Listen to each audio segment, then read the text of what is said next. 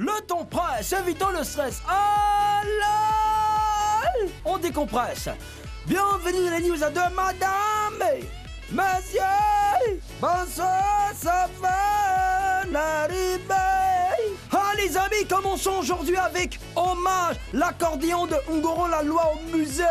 Décédé le 20 mai, Ngoron Lalois sera immortalisé à travers son accordéon. Selon le ministre de la Culture et de la Francophonie, l'instrument fétiche de l'illustre disparu sera placé au musée des civilisations de Côte d'Ivoire à Abidjan Plateau.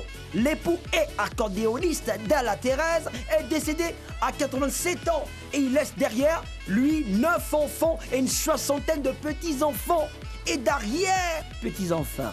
Ça fait du bien d'honorer les doyens.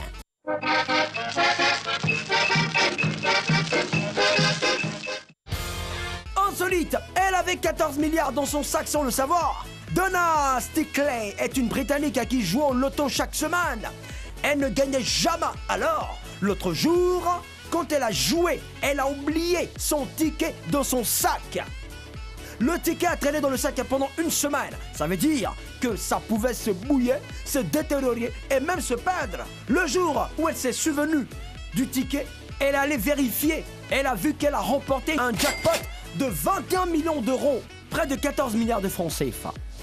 Quand le gars de la dame a vu ça, il a marié à Mameta, qui est fou. Au moment où je vous parle, il veut la mener à Hawaï pour leur lune de miel. C'est bien. Incroyable, après 18 ans, elle découvre que sa mère, entre guillemets, est une kidnappeuse. En 98, une américaine nommée Gloria Williams s'est déguisée en sage-femme pour kidnapper un bébé, une petite fille. Pour échapper à la police, la kidnappeuse est allée se cacher dans une petite ville avec le bébé. Gloria est devenue une très bonne maman pour l'enfant. Elle a élevé comme son propre enfant. Elle lui a donné tout son amour. Pendant 18 ans, la jeune fille, prénommée Camilla, était très heureuse avec Gloria.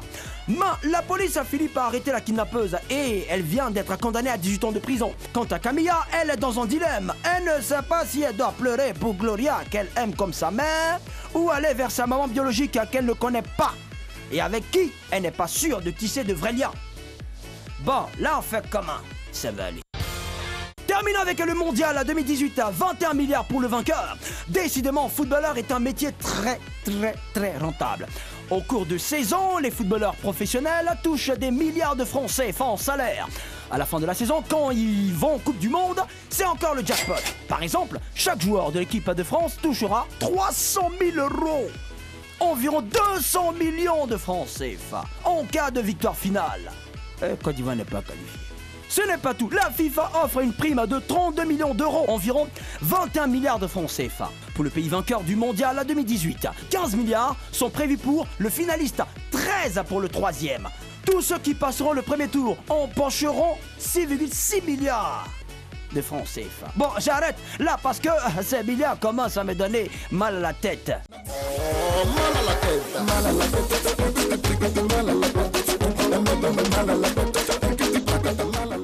Moi-même, j'aimais jouer ballon même, et puis c'est mieux. Oh ben, c'est tout, le temps presse, évitons le stress. Alors, on décompresse. C'était les news de madame.